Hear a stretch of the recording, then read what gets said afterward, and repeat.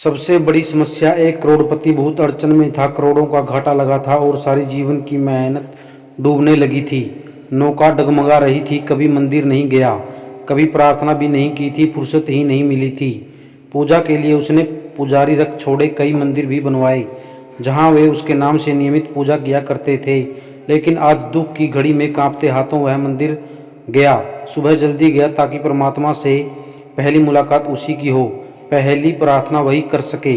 कोई दूसरा पहले ही मांगकर परमात्मा का मन खराब न कर चुका हो। बोने की आदत जो होती है, कमबख्त यहाँ भी नहीं छूटी।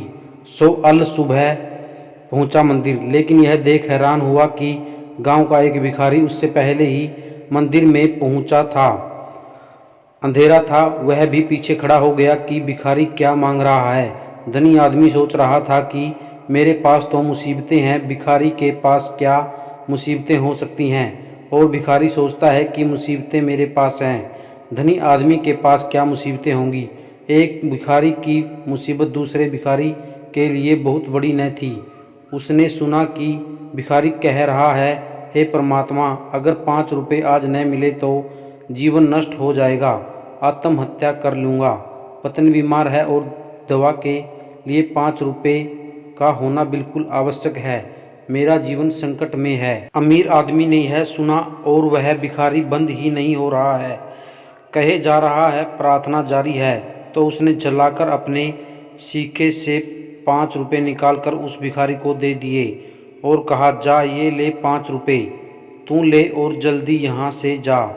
अब वह परमात्मा से मुक्तिब हुआ और बोला, प्रभु अब आप ध्यान मेरी तरफ दें। इस भिखारी की तो यह आदत है, दरअसल मुझे 5 करोड़ रुपए की ज़रूरत है। भगवान मुस्कुरा कर बोले, एक छोटे भिखारी से तो तूने मुझे छुटकारा दिला दिया, लेकिन तुझसे छुटकारा पाने के लिए तो मुझको तुमसे भी बड़ा भिखारी ढूंढना पड़ेगा। तुम सब लोग यहाँ कुछ न मांगने के लिए ही आते हो, कभी मेरी ज़रूरत का भी ख्याल आया है? धनी आश्चर्यचकित हुआ और बोला, प्रभु आपको क्या चाहिए? भगवान बोले, प्रेम, मैं भाव का भूखा हूँ, मुझे निस्वार्थ प्रेम व समर्पित भक्त प्रिय हैं। कभी इस भाव से मुझ तक आओ, फिर तुम्हें कुछ मांगने की आवश्यकता ही नहीं पड़ेगी।